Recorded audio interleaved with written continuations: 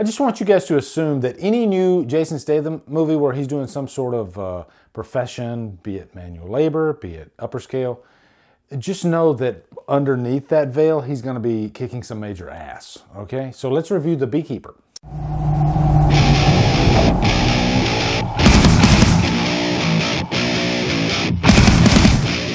The Beekeeper stars Jason Statham, Josh Hutcherson, Amber Sienna, Emmy Raver Lampman, and is directed by David Ayer. What's up, guys? Welcome to a brand new 2024 review. Feel good saying that. It's nice saying that. I think that's the second time I've done that now. You know what? I would bet if I go back, the second movie of each year that I review might be an action movie. Could maybe not. It just feels like it. It feels right that it could be an action movie. So yeah, Jason Statham got a brand new movie called The Beekeeper, directed by David Ayer. That got my attention. Both those names got my attention. David Ayer doesn't always land Suicide Squad, but to his credit, he disowns that version. He is constantly, in the best way on social media, stating that his version is far different. And I want to see his version so bad. So looking forward to getting into this review. Also, before we dive in, be sure to check out my second channel, Drumdums Xtra. It's really on the move lately. Just today, I got approved for YouTube partnership, so now that channel's monetized. The last couple weeks have been gangbusters for the channel. I mean, considering how small it is, you know, just past 2,000 subscribers, but it's getting really good views. I've been getting a lot of comments from you guys stating that you love the style, you know, the clips that I use from live streams and just putting that on that channel, because a lot of you say that when you go to work, it's something nice to listen to. It's more conversational. And you know what? It gives me more free reign to talk about anything I want to. I'm not kind of constricted to talking about new release movies and kind of staying in that zone. I love the main channel to death. I do. It's my bread and butter, but I never expected the second channel to grow as fast as it has, you know, view-wise. So definitely check it out. I protect the hive. When the system is out of balance, I correct it. We have laws for these things. Until they fail, then you have me. But anyway, let's dive into this review for The Beekeeper. Let me first give you a quick plot synopsis.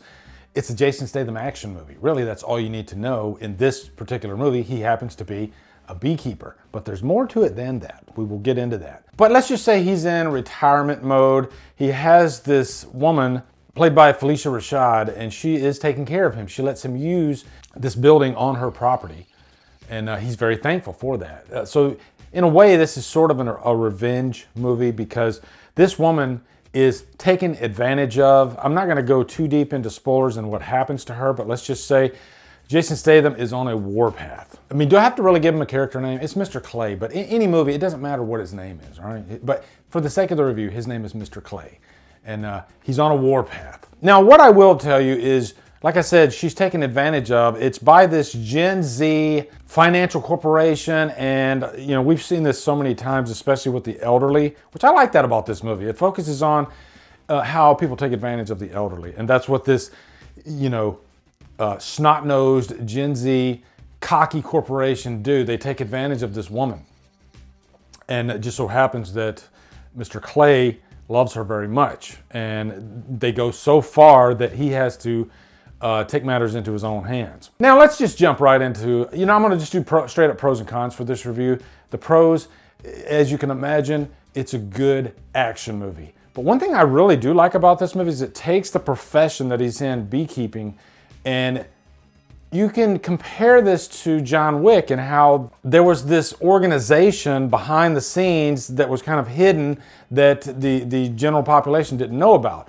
Same deal here, and I like how they set the stage on how dangerous they are. They are called beekeepers, and they're extremely lethal. You know, there's this group of Navy SEALs that are coming after Mr. Clay because he's causing a lot of damage. You always have kind of your Colonel Troutman type character stating how dangerous the Rambo type character is, and there's that in this, and basically this guy could easily mow right through a SEAL team. So that should show you how good he is. Now, you can put on paper how great this guy is all day, but can you execute it on camera? Jason Statham is more than capable because he has a martial arts background, and it is fully on display in this movie. But I think you need a little bit more than that when it comes to directing You know, you could prop the camera up and watch two guys fight for days, right?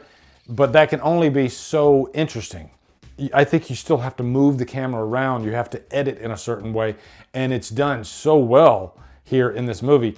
There's plenty of action. There's plenty of fight scenes. Not too much. I think it's spaced out perfectly. And every time it comes along, you are sitting up in your seat and you're just having a blast. Jason Statham kicks so much fucking ass in this movie that it's insane. And it's so enjoyable.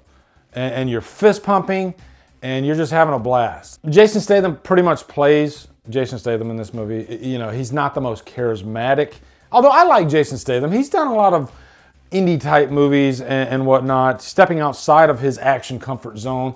Take like Turkish in Snatch. He's great in that as that character. So I think under the right directing umbrella, you can get some charisma out of Jason Statham. But for a movie like this, it's not really required. But luckily, you do have a competent director, David Ayer, at the reins. It's just a very focused movie. It knows exactly what it is. It doesn't take itself way too seriously. It does set up this kind of hidden organization, which is really interesting and really cool, and makes you want maybe a sequel, because you could definitely set up a whole world out of this. And if this movie is a hit, I guarantee you they'll do it.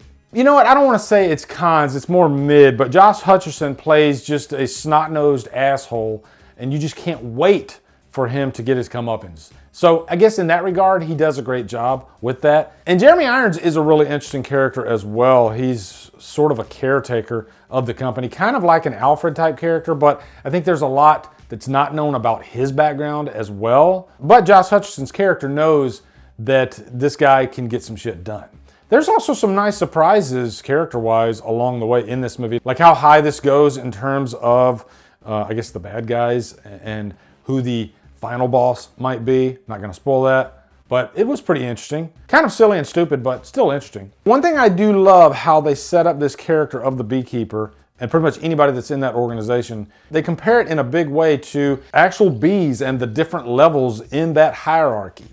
And they sort of emulate that. And let's just say if they're after a target, they don't stop until they get to that target. And sometimes a mission forms that has to form. I think you'll know what I'm talking about when you see the movie. Felicia Rashad's character has this daughter who is an FBI agent, and she's kind of stuck in the middle of it all. This is where I sort of had a problem with the movie. This guy is avenging her mother, and it seems like she's going out of her way to stop him. I know it's a job-related type thing, but there are so many scenes where he is in harm's way and there's no way she's gonna stop him from getting killed. So her motivations did confuse me a little bit, but there's just a lot of throwaway characters outside of Jason Statham anyway. You don't watch this movie for those characters. You don't take this stuff too seriously. It knows exactly what it is. It's plenty action filled. It doesn't get bogged down by boring exposition in a plot line that we don't really care about exposition. But it does enough to set up the characters so at least you care a little bit about what's going on. You care about Jason Statham, you care about the mission and what he is trying to do, and you care about the underbelly that he is part of as well. Again, big John Wick vibes here, and Jason Statham is hella cool. So I'm gonna give it a low purchase worthy. I thought about this long and hard. Maybe a high humdrum, but yeah, I'm definitely gonna go a low purchase worthy, and I'll still sleep good tonight giving it that rating. A lot of fun. If you guys want just a fun action movie, with some high production value, then definitely check out The Beekeeper, all right? And let me know what you guys thought in the comments. Also, be sure to come over to Killer Flicks, where we talk horror all day and every day, and on Fridays, Review for Fridays. Follow me at Drumdums on my social, support me on Patreon, buy me a coffee. And you guys, thank you so much for watching. Have a great day. Drumdum out.